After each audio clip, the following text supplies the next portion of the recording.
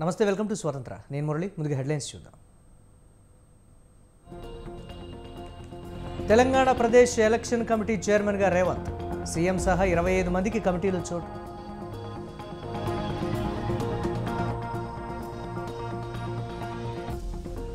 ప్రజాపాలన కార్యక్రమంలో 1 కోటికి పైగా దరఖాస్తులు, 6 గ్యారంటీలకు భారీగా వచ్చిన అర్జీలు.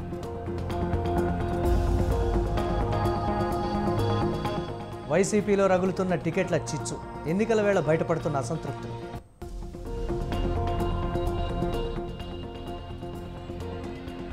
ఇటు అంగన్వాడీలు, అటు మున్సిపల్ కార్మికులు సమ్మెలతో దద్దరిల్లుతున్న ఆంధ్రప్రదేశ్.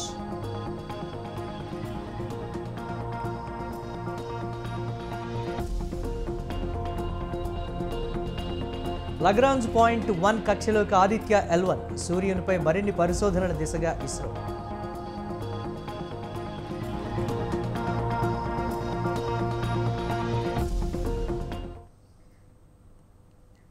పారిశుద్ధ్య కార్మికులతో ప్రభుత్వం జరిపిన చర్చలు విఫలమయ్యాయి. పెరుగుతున్న ధరలకు అనుగుణంగా కార్మికులకు జీతాలు ప్రభుత్వం పెంచాలని, కనీస వేతనం 24,000 ఇవ్వాలని డిమాండ్ చేస్తున్నారు. మంత్రి బొత్స సత్యనారాయణ, ప్రభుత్వ సలహాదారు సజ్జల రామకృష్ణారెడ్డి ఆధ్వర్యంలో కార్మికులతో చర్చలు జరిపారు. కార్మికుల ప్రతిపాదనలతో ప్రభుత్వం ఏకీభవించలేదు. దీంతో చర్చలు విఫలమయ్యాయి.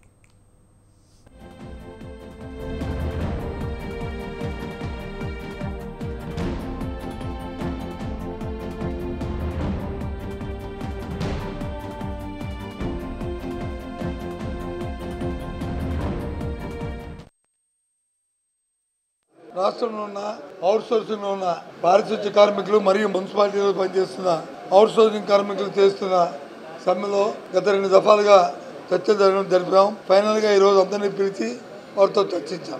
వారు అడిగిన అన్నింటినీ కూడా అంగీకరించడం జరిగింది. అందులో భాగంగా ఏదైతే ఎగ్జిస్టింగ్ ఇస్తుందో జీతం ఏదైతే 15,000 రూపాయలు ఉందో, ఏదైతే ఇంతమంది హెల్త్ అలవెన్స్ ఇచ్చేవాళ్ళమో ఆ డబ్బుని కలిపి 21,000, అలాగే 18,000 రూపాయలు ఇస్తే దానికి 6,000 కలిపి 24,500 ఆ రకంగా ఇవ్వాలనేది నిర్ణయించాము. నిర్ణయించి ఇక్కడ నుంచి ఎలవెన్స్ అనే పేరు లేకుండా అంతా కూడా శాలరీ రూపాయనే ఇవ్వడానికి అనేది నిర్ణయం తీసుకోవడం జరిగింది. ఆ విషయాన్ని వాళ్ళకి కూడా చెప్పడం జరిగింది. వాళ్ళు ఆ విషయం అడిగారు. తమ డిమాండ్లను పరిష్కరించాలని కోరుతూ గత 26 రోజులుగా ఆందోళన చేస్తున్న అంగన్వాడీలపై ఏపీ ప్రభుత్వం చర్యలకు ఉపక్రమించింది. ఎస్మా చట్టాన్ని ప్రయోగిస్తూ ఉత్తర్వులు జారీ చేసింది. సమ్మెను నిషేధిస్తున్నట్లు అందులో పేర్కొంది. అంగన్వాడీలను అత్యవసర సర్వీసుల కిందకు తీసుకొస్తూ జీవో నెంబర్ 2ను విడుదల చేసింది. దీని ప్రకారం 6 నెలల పాటు సమ్మెలు, నిరసనలు నిషేధిస్తున్నట్లు స్పష్టం చేసింది.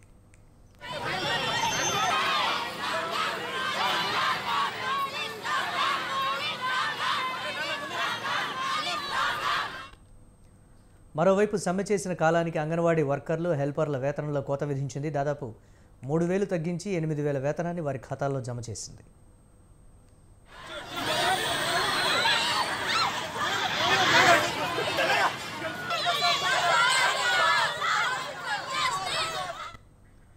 కాగా అంగన్వాడీల సమ్మెపై ఎస్మా ప్రయోగం సమంజసమే అన్నారు సజ్జల. సమ్మె కారణంగా అంగన్వాడీల్లో చిన్నపిల్లలు, గర్భిణీలు ఇబ్బంది పడుతున్నారన్నారు. వాళ్ల ప్రాణాలను కాపాడాల్సిన బాధ్యత ప్రభుత్వంపై ఉందన్నారు. అత్యవసర సర్వీసుల కింద అంగన్వాడీలు ఉన్నారని, వారు తిరిగి విధుల్లో చేరాలని అనేకసార్లు విజ్ఞప్తి చేశామని తెలిపారు. అయినా వారు ప్రభుత్వ ఆదేశాలను ధిక్కరించారని, అందుకే ఎస్మా ప్రయోగించామని అన్నారు.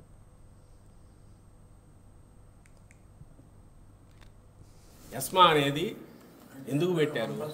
ఎవరి మీద కఠినంగా పోవడానికి కాదు, ఆ సర్వీసెస్ ఇంపార్టెన్స్ చెప్పడానికి పెట్టారు. అవి ఎమర్జెన్సీ సర్వీసెస్ కాదా? గర్భిణులకు, బాలింతలకు, చిన్నపిల్లలకు సర్వీసెస్ చేయాల్సింది మంత్ మొదలైంది. రేషన్ సప్లై చేయాలి, వాళ్ళకి ఇవ్వాల్సినవన్నీ వీటికి సంబంధించి చూసుకోవాల్సింది. ఇప్పటికే ఎన్ని రోజులు అయింది మొదలై, ఎన్ని రోజులు నడవనివ్వాలి? 14-19 మంది వీళ్ళే అధికారంలో ఉన్నారు కదా. వాళ్ళ నాయన మాదిరి అంతకుముందు చంద్రబాబు నాయుడు చేసిన గుర్రాలతో తొక్కించలేదు కదా జగన్మోహన్ రెడ్డి గారు. మరి సమ్మె చేస్తూనే ఉన్నారుగా. అయితే ఇప్పుడు నెల వచ్చింది, ఇప్పుడు మళ్ళీ సర్వీసెస్ మొదలు పెట్టాలి. కాబట్టి ఎమర్జెన్సీ సర్వీసెస్ కింద పెట్టారు. తల్లులు కానీ, బాలింతలు కానీ, గర్భిణులు కానీ, వాళ్ళు సఫర్ కానీ ఇవన్నీ కావాలని కోరుకుంటున్నాడా చంద్రబాబు నాయుడు గారి కొడుకు? ఏమన్నా అర్థం ఉందా దానికి మాట్లాడేదానికి? నోటికి ఏది వస్తే అది మాట్లాడడమే. మళ్ళీ చెప్తున్నాను, వాళ్ళ తాతను చంపింది ఎవరు? చంద్రబాబు నాయుడు కదా కారణం. మీ మీ మీ సర్వీసెస్ చాలా విలువైనవమ్మా, చేయండి. మీ చేయలేనని ఇన్ని డిమాండ్లు తీర్చాము. 11 ఎన్నో వస్తే దాదాపు 8, 9, 10 తీర్చాము. ఈ 1-2 దగ్గర కొంచెం తప్పనిసరి ఫైనాన్షియల్ ఇది, అది కూడా కమిట్మెంట్. ఇది మేము హామీ ఇచ్చిన హామీ ఎప్పుడో పూర్తి చేశాము. ఎన్నికల ముందు మేనిఫెస్టోలో చెప్పింది రాగానే ఇమ్మీడియట్ ఇంప్లిమెంట్ చేశాము తెలంగాణతో ఈక్వల్గా. గత 26 రోజులుగా రాష్ట్రంలోని 26 జిల్లాల్లో కూడా ఎంతో ప్రశాంతంగా అంగన్వాడీలందరూ కూడా సమ్మె చేస్తూ ఉంటే ప్రభుత్వానికి చీమకుట్టినట్టు కూడా లేకపోగా ఇవాళ ఎస్మా ప్రయోగిస్తామని చెప్పి వారందరూ కూడా బెదిరింపు ధోరణిలో ఇచ్చేయడం అనేది సరైనది కాదు. వాళ్ళ సమ్మెను రద్దు చేస్తామని చెప్పి ఎస్మా ప్రయోగిస్తామని చెప్పి ఆ రకంగా బెదిరింపులకి ప్రభుత్వం కూలుకుంటారు.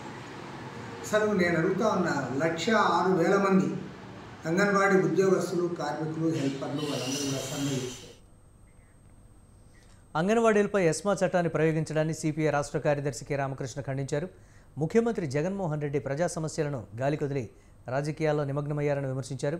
కార్మికుల సమస్యలు పరిష్కరించకుండా ఎమ్మెల్యేల స్థానాలు మార్చినంత మాత్రాన గెలవడం అసాధ్యమన్నారు. ప్రజాతంత్రవాదులంతా ప్రభుత్వ చర్యలను ఖండించాలని రామకృష్ణ అన్నారు.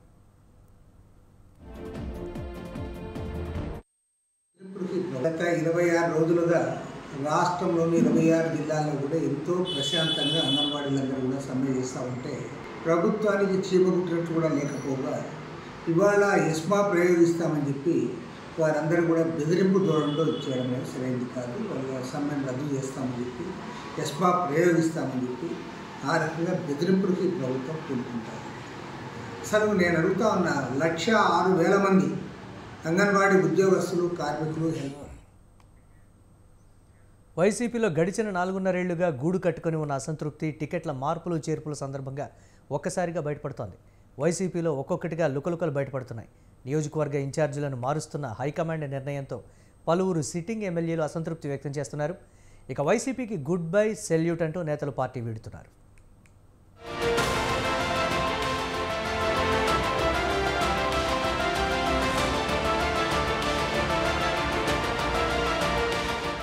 వైసీపీలో సీట్ల లుల్లి తారాస్థాయికి చేరింది. సొంత ఎమ్మెల్యేలు అధినేత జగన్ నివాసం ముందు నిల్చొని నీకో దండం గుడ్ బై అంటూ సెల్యూట్ చేస్తున్నారు. తాజాగా రాయదుర్గం ఎమ్మెల్యే కాపు రామచంద్రారెడ్డి సీఎం అపాయింట్మెంట్ కోసం ఎదురు చూస్తే సజ్జల వచ్చి టికెట్ లేదని చెప్పారని ఆవేదన వ్యక్తం చేశారు.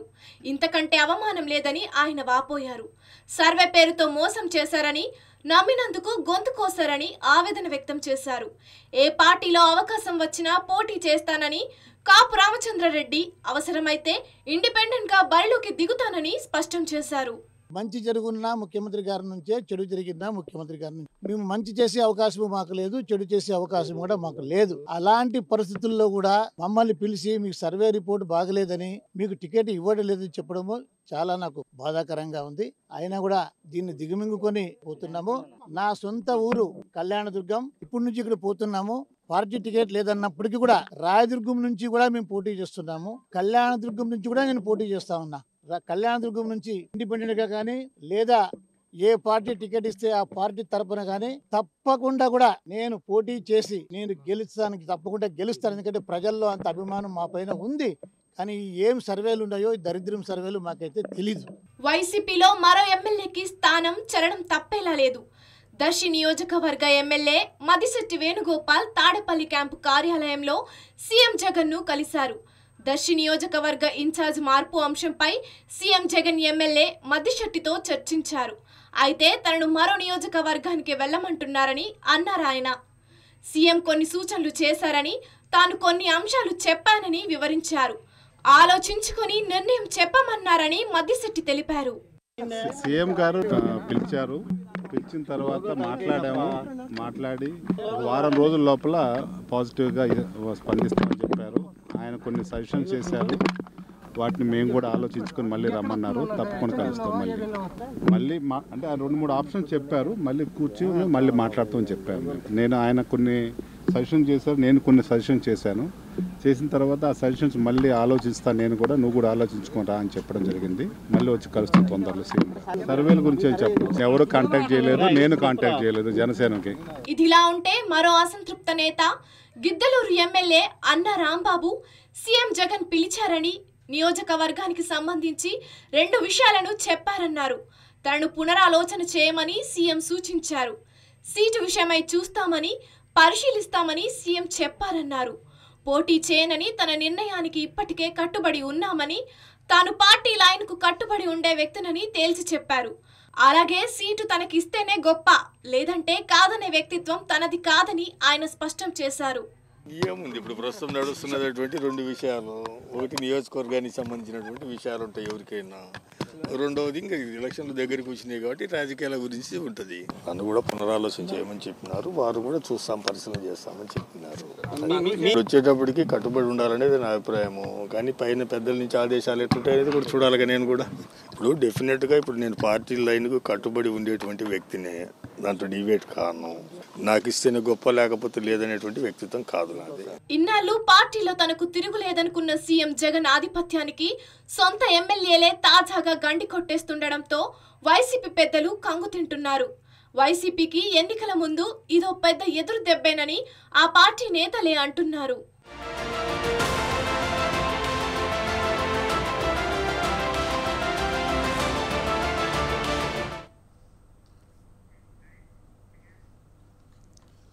మంగళగిరి అభివృద్ధిపై టీడీపీ జాతీయ ప్రధాన కార్యదర్శి నారా లోకేష్ కీలక వ్యాఖ్యలు చేశారు. కార్పొరేషన్ ఎన్నికలు కూడా నిర్వహించలేదన్నారు. చివరకు ఇప్పుడు ఎమ్మెల్యే కూడా లేని పరిస్థితి నెలకొందన్నారు. 2500 కోట్లు కేటాయించి కూడా మంగళగిరిని అభివృద్ధి చేయలేదన్నారు. 5 ఏళ్లలో జరిగిన నిర్లక్ష్యాన్ని వడ్డీతో కలిపి అభివృద్ధి చేసుకుందామని క్యాడర్కు పిలుపునిచ్చారు.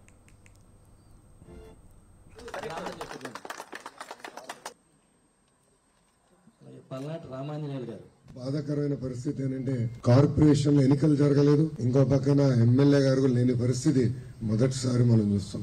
వాస్తవం ఒక 4-5 నెలలు పరిపాలన లేకుండా పోయింది. పట్టించుకునే నాదుడు లేడు, అభివృద్ధి కార్యక్రమాలు చేసే పరిస్థితులు. అంత ముందు అంటారా కనీసం వాళ్ళ ఎమ్మెల్యే గారు వెళ్ళి 2 సార్లు అడిగారు పని చేద్దాము అని, కానీ ఇచ్చే నాదుడు లేడు, పలికిచ్చే నాదుడు లేడు. నేను అనేక మీటింగ్లో చెప్పా, 2 బడ్జెట్లో నన్ను చూసి 2500 కోట్ల రూపాయలు మంగళగిరి అభివృద్ధి కోసం కేటాయించారు బడ్జెట్ లో, ఎందుకు మీరు ఖర్చు పెట్టలేదని అడిగా. నేను అడిగిన 2 సంవత్సరాల తర్వాత ఎమ్మెల్యే గారు స్పందించారు. నేను అడుగుతున్నా వాళ్ళు ఇవ్వట్లేదు. 10 సంవత్సరాలు ఒక వ్యక్తిని ఎమ్మెల్యేగా చేసుకు, కానీ మన నియోజకవర్గానికి ఎలాంటి అభివృద్ధి కార్యక్రమాలు జరగలేదు. సో ఈ 10 సంవత్సరాల పనులు ఏదైతే పెండింగ్ లో ఉన్నాయో వడ్డీతో సహా పూర్తి చేయాల్సిన బాధ్యత మన పైన ఉంటుంది.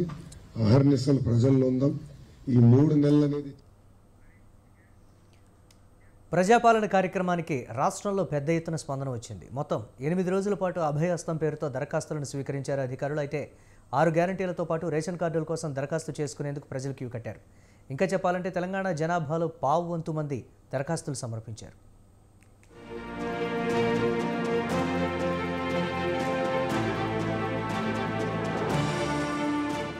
అభయహస్తం పేరుతో 6 గ్యారంటీలను ప్రకటించి అధికారంలోకి వచ్చిన కాంగ్రెస్ పార్టీ ఆయా హామీల అమలు కోసం అడుగులు వేయడం మొదలుపెట్టింది. ఈ క్రమంలోనే ప్రజాపాలన పేరుతో కొత్త కార్యక్రమాన్ని ప్రారంభించింది. తాము అధికారంలోకి వచ్చేందుకు కీలకంగా ఉపయోగపడిన 6 గ్యారంటీలతో పాటు రేషన్ కార్డులకు సైతం దరఖాస్తులు పెట్టుకోవచ్చని ప్రకటించింది ప్రభుత్వం. దీంతో వెల్లువలా వచ్చాయి అర్జీలు.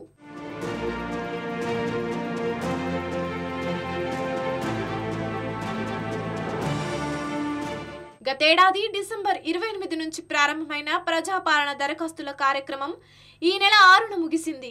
ఈ కార్యక్రమం కింద మహాలక్ష్మి, రైతు భరోసా, గృహజ్యోతి, ఇందిరమ్మ ఇళ్లు, చేయూత పథకాల కోసం అర్హులైన వారు ముందుగా దరఖాస్తు నింపి ప్రజాపాలన సదస్సు కౌంటర్లో సమర్పించి రసీదు పొందే విధంగా చర్యలు తీసుకున్నారు. ఇక్కడ స్వీకరించిన ప్రతి దరఖాస్తుకు ఒక నెంబర్ ఇచ్చారు.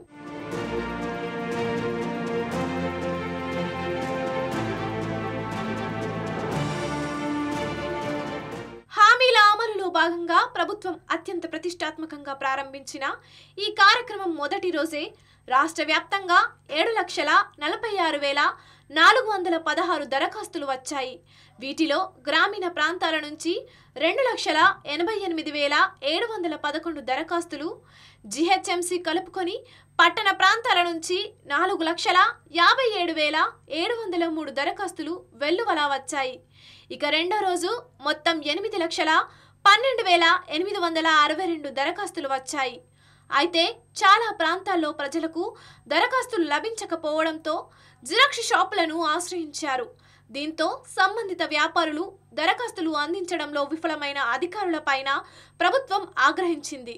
అదే సమయంలో రైతు భరోసా, పింఛన్లపై అపోహలు వద్దని, కొత్త వాళ్ళు మాత్రమే దరఖాస్తు చేసుకోవాలని సూచించారు సీఎం రేవంత్ రెడ్డి.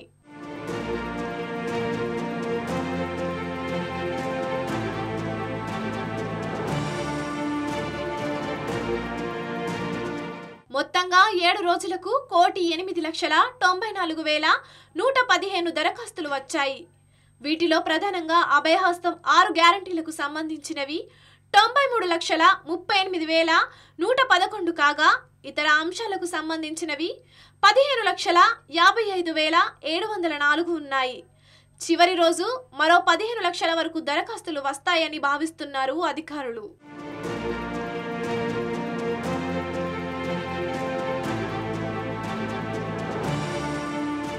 ప్రజా పాలనలో భాగంగా స్వీకరించిన అభయహస్తం దరఖాస్తుల డాటా ఎంట్రీ ఈ నెల 17వ తేదీ వరకు పూర్తి చేయాలని నిర్ణయించింది ప్రభుత్వం. ప్రతి 4 నెలలకు ఒకసారి ప్రజాపాలన నిర్వహించాలని ఇప్పటికే ప్రభుత్వం ప్రకటించిన నేపథ్యంలో ఇప్పుడు దరఖాస్తు చేయలేకపోయిన వాళ్ళు 4 నెలల తర్వాత తిరిగి తమ అర్జీని సమర్పించవచ్చని తెలిపారు అధికారులు.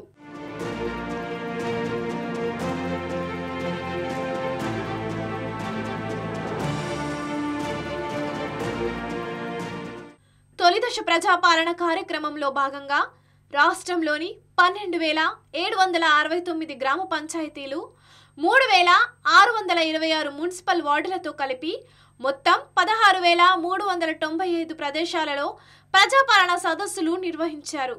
ఇందుకోసం 3,714 మంది అధికారులు, సిబ్బందిని ప్రభుత్వం ఏర్పాటు చేసింది. ఈ కార్యక్రమం మొత్తం సాఫీగా సాగేందుకు వీలుగా నోడల్ అధికారులను సైతం నియమించింది ప్రభుత్వం.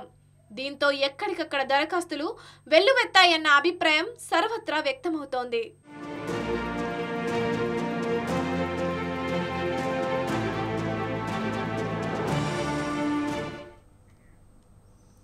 రెండు 2050 నాటికి తెలంగాణ అంతటా పారిశ్రామిక వృద్ధి జరగాలనే లక్ష్యంతో మెగా మాస్టర్ పాలసీ రూపకల్పన చేస్తామని అన్నారు సీఎం రేవంత్ రెడ్డి. రాజకీయాలు వేరు, అభివృద్ధి వేరని సీఎం అభిప్రాయపడ్డారు.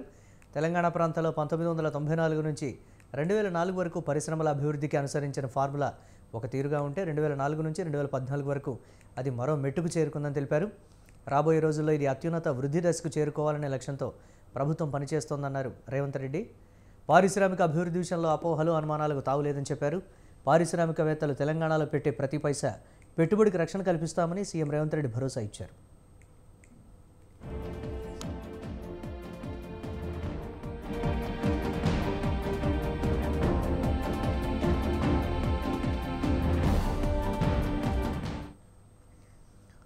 విద్యార్థి దశ నుండే యువత స్వామి వివేకానంద లాంటి మహోన్నతుల అడుగుజాడల్లో నడవాలని తెలంగాణ అసెంబ్లీ స్పీకర్ గడ్డం ప్రసాద్ కుమార్ అన్నారు.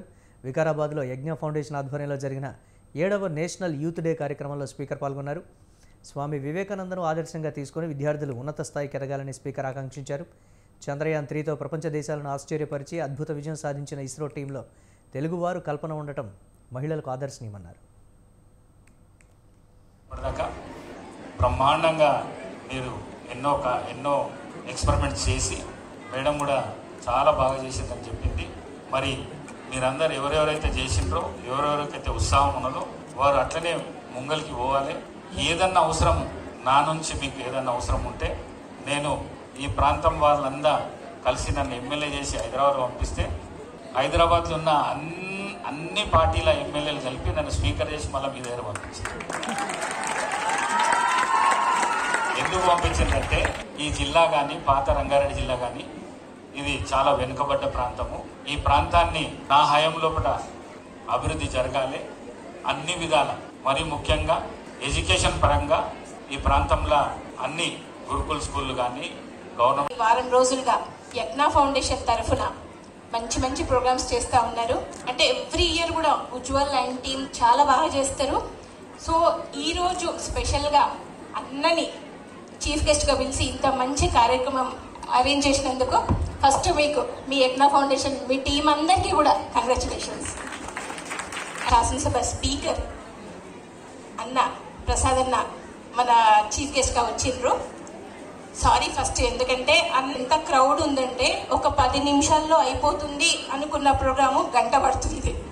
అన్న కూడా అప్పటి నుంచి అంటూనే ఉన్నారు, పాపం పిల్లలందరూ వెయిట్ చేస్తున్నారు, లేట్ అయిపోతుంది. కానీ అక్కడ ఎట్లా క్రౌడ్ ఉంటుందంటే ఎక్కడ పోయినా కానీ తప్పించుకొని వచ్చే పరిస్థితి లేదు. సో మీ అందరినీ కూడా వెయిట్ చేయించినందుకు ఫస్ట్ సారీ బెట్ట అందరికీ కూడా. ఈ వారం రోజులుగా పశ్చిమ గోదావరి జిల్లా అచంట నియోజకవర్గంలో ఆదివారం జరిగే రా కదలిరా ఎన్నికల శంఖారావం సభలో టీడీపీ అధినేత చంద్రబాబు పాల్గొంటారు. చంద్రబాబు సభా ప్రాంగణంలో ఏర్పాట్లను ఆ పార్టీ నేతలు పితాని, బుచ్చయ్య చౌదరి, గన్ని వీరాంజనేయులు, అరిమిలి రాధాకృష్ణ పర్యవేక్షించారు. జగన్ అరాచక దుర్మార్గ పాలనకు చరమగీతం పాడేందుకు చలో అచంట వేదిక కానుందని ఎమ్మెల్యే గోరంట్ల బుచ్చయ్య చౌదరి అన్నారు. రైతాంగాన్ని జగన్ ప్రభుత్వం దోపిడీ చేసిందని తనకు ఎమ్మెల్యే అరిమిలి రాధాకృష్ణ ఆరోపించారు. ఒకటే ఎందుకనేది ఏమిటి, ఎందుకు ఈ దుర్మార్గ పాలన సాగనంపేటందుకు, ఈ దుర్మార్గుడి నుంచి రాష్ట్రాన్ని విముక్తి చేసేటందుకు, నష్టపోయిన రాష్ట్రాన్ని తిరిగి పట్టాల మీద ఎక్కించేటందుకోసం ఈ శంఖారావం సభ రా కదలరా జరగబోతా ఉంది. మేము ఒకటే చెబుతున్నాం, ఊరికో రౌడీని తయారు చేశాడు, తన దోపిడీకి వంతబడే వాళ్ళందరినీ కూడా తయారు చేశాడు. రైస్ మిల్స్ ఎవరికి అప్పచెప్పారు? దొంగలకు తాళాలు ఇచ్చినట్టుగా ఎవరైతే దోపిడీ చేయగలరో, ఎవరైతే సివిల్ సప్లైస్ బియ్యాన్ని కూడా అమ్ముకోగలరో, ఎవరైతే విదేశాలకు ఎక్స్పోర్ట్ చేసి దోచుకోగలరో, రైతులకు అన్యాయం చేయగలరో వాళ్ళకి అప్పచెప్పాడు. ఉభయ గోదావరి జిల్లాలో కూడా ఏనాడు లేని పరిస్థితి రైతాంగం ఎదుర్కోవడానికి ఇదే కారణం. తెలుగుదేశం పార్టీ అధినేత చంద్రబాబు నాయుడు గారు రా కదిలి రా అనే పశ్చిమ గోదావరి జిల్లా సభ సమావేశానికి రేపు మధ్యాహ్నం 3:30 గంటలకి సభ ప్రారంభమవుతుంది. పశ్చిమ గోదావరి జిల్లాకు సంబంధించిన ఆచంట నియోజకవర్గంలో బిట్వీన్ ఆచంట మార్టీ రోడ్ లో జరుగుతూ ఉంది. 1,00,000 మందిని దాటి 1,20,000, 1,30,000 కూడా రావడానికి ఏర్పాటు చేయడం జరిగింది. ఈ సభా వేదిక నిండి కిక్కిరిసి రోడ్లు కూడా రేపొద్దున ఇబ్బంది పడే పరిస్థితి ఆచంటలో తొలిసారిగా రాబోతోంది. ఈ సభను దిగ్విజయం చేయడానికి ప్రత్యేకంగా బలహీన వర్గాలు కానీ. సీఎం జగన్పై ఎంపీ కనకమేడల రవీంద్ర ఫైర్ అయ్యారు. ఎన్నికల ముందు ఇచ్చిన హామీలను ఏం నెరవేర్చారని ఆయన ప్రశ్నించారు. ఇచ్చిన హామీల్లో కేవలం 15% మాత్రమే అమలు చేశారని అన్నారు. మిగతా 85% అమలు చేయకుండా ప్రజలకు కబుర్లు చెబుతూ కాలక్షేపం చేస్తున్నారని మండిపడ్డారు. జగన్మోహన్ రెడ్డి గారు ఇప్పటి వరకు ఎన్ని హామీలు ఇచ్చారు, ఎన్ని అమలు చేశారు? ఎన్నికల ముందు 2014 ఎన్నికల ముందు, 2019 ఎన్నికల ముందు ఇచ్చినటువంటి హామీలు ఏమిటి? ఇప్పుడు 2024 వచ్చింది. ఇప్పటి వరకు అమలు చేసినవి ఏమిటి అనేటటువంటిది ప్రధానంగా చూస్తే ఆయన 99% అమలు చేశాను, ఇక 1% మిగిలిందని చెప్తున్నారు. ఆయన ఇచ్చినటువంటి 100% హామీల్లో 15% మాత్రమే అమలు చేశారు. మిగతా 85% పూర్తిగా అమలు చేయకుండా ప్రజలకు కలబర్లు కబుర్లు చెప్పి కాలక్షేపం చేస్తున్నారు. ఈ నవరత్నాలలో 99% హామీలు అమలు చేశాను అని చెప్తున్నారు. మద్య నిషేధం చేశాకే ఓట్లు అడుగుతా. వాళ్ళ మంత్రులతో సహా రోజా గారు కూడా ముఖ్యమంత్రి గారి సమక్షంలో ఏం చెప్పిందంటే, ఏ ముఖం పెట్టుకుని మళ్ళీ మేము ఓట్లు అడుగుతామంటే మద్య నిషేధం చేసినాక మాత్రమే మళ్ళీ ఓట్లు అడుగుతాం, లేకపోతే శ్రీ సత్యసాయి జిల్లా ధర్మవరం నియోజకవర్గ టీడీపీ ఇన్ఛార్జి పరిటాల శ్రీరామ్ చేపట్టిన పాదయాత్రకు 3వ రోజు కూడా మంచి స్పందన కనిపించింది. ధర్మవరానికి ఒక మేనిఫెస్టో ఉండాలన్న ఉద్దేశంతో ప్రజల సమస్యలను నేరుగా తెలుసుకునేందుకు పరిటాల శ్రీరామ్ పాదయాత్రకు శ్రీకారం చుట్టారు. 3 రోజులుగా ఏ వార్డుకు వెళ్లినా ప్రజలు అనేక సమస్యలు తన దృష్టికి తీసుకొచ్చారని చెప్పారు. నియోజకవర్గాల్లో ప్రజలకు అందాల్సిన పథకాలు కూడా ఆగిపోయే పరిస్థితి ఉందని పరిటాల శ్రీరామ్ విమర్శించారు.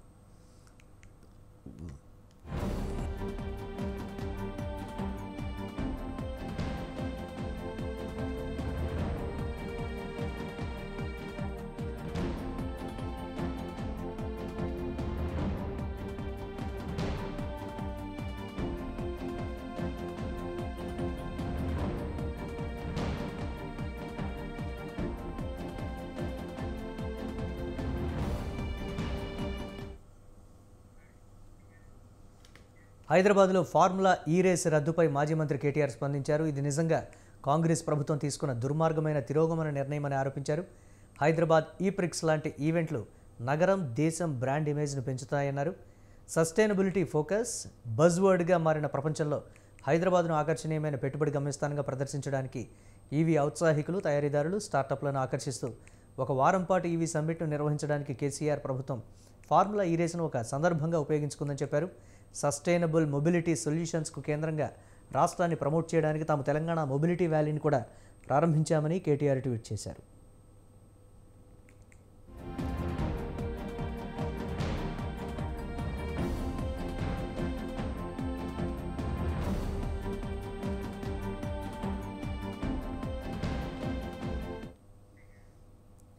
హైదరాబాద్లో జరగాల్సిన ఇంటర్నేషనల్ ఈవెంట్ రద్దయింది. ఫిబ్రవరి 10న జరగాల్సిన ఫార్ములా ఈ రేసును రద్దు చేసుకున్నారు నిర్వాహకులు.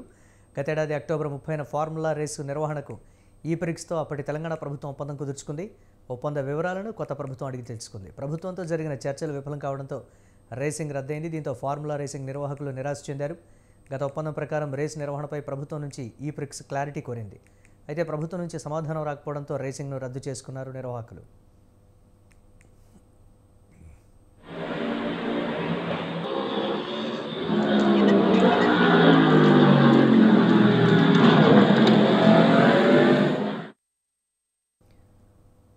హైదరాబాద్కు చెందిన సాఫ్ట్వేర్ ఇంజనీర్ను కిడ్నాప్ చేసి తీసుకెళ్తున్న ముఠాను నంద్యాల జిల్లా ఆత్మకూరు అటవీశాఖ అధికారులు చేజ్ చేసి పట్టుకున్నారు. కిడ్నాప్ చేసిన వ్యక్తిని నంద్యాల జిల్లా ఆత్మకూరు పరిధిలోని నల్లమల అటవీ ప్రాంతం నుంచి కారులో తీసుకెళ్తున్నారని సమాచారం అందడంతో ఆత్మకూరు పోలీసులు అటవీశాఖ సిబ్బందికి సమాచారం అందించారు. ఈ క్రమంలో ఆత్మకూరు మండలం భైరుట్లి ఫారెస్ట్ చెక్పోస్ట్ వద్ద కిడ్నాపర్లను అటవీశాఖ సిబ్బంది అదుపులోకి తీసుకున్నారు. కిడ్నాప్ అయిన వ్యక్తి బంధువుల నుండి కిడ్నాపర్లు 2 కోట్ల రూపాయలు డిమాండ్ చేసినట్లు తెలుస్తోంది. కిడ్నాపర్ను అదుపులోకి తీసుకున్న అధికారులు పోలీసులకు అప్పగించారు.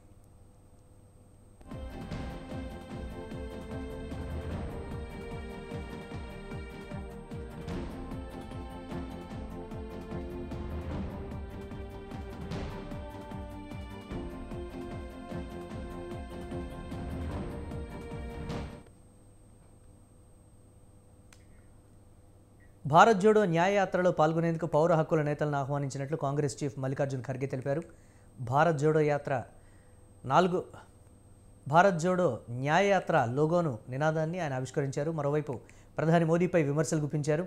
మణిపూర్లో చాలా దురదృష్ట సంఘటనలు జరిగాయని, ఫోటోషూట్ల కోసం మోదీ బీచ్లకు వెళ్తారు కానీ మణిపూర్కు ఎందుకు వెళ్లలేదని మండిపడ్డారు.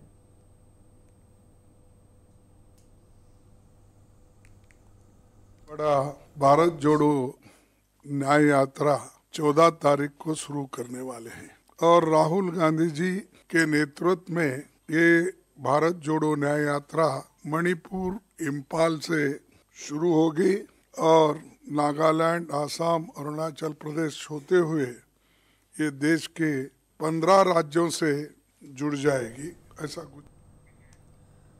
భారత అంతరిక్ష పరిశోధనా సంస్థ ఇస్రో మరో ఘనత సాధించింది. ఆదిత్య L1 వ్యోమనౌకను లగ్రాంజ్ పాయింట్ 1 కక్షలో విజయవంతంగా ప్రవేశపెట్టింది. భూమి నుంచి సూర్యుని దిశగా సుమారు 15 లక్షల కిలోమీటర్ల దూరంలోని లగ్రాంజ్ పాయింట్ చుట్టూ ఉన్న హాలో కక్షలోకి దీన్ని పంపించారు.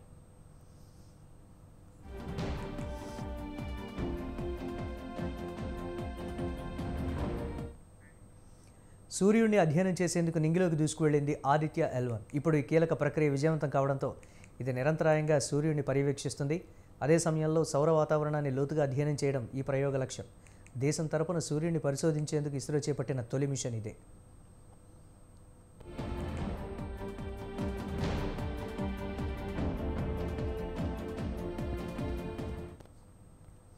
ఇక ఆదిత్య L1 కీలక ప్రక్రియ విజయవంతం కావడంతో ఇస్రోపై దేశవ్యాప్తంగా అభినందనలు వెల్లువెత్తాయి.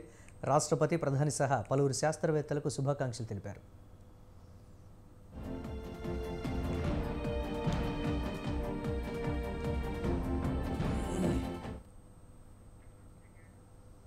ఇవి ఇప్పటివరకు అప్డేట్స్. కీప్ వాచింగ్ స్వతంత్ర.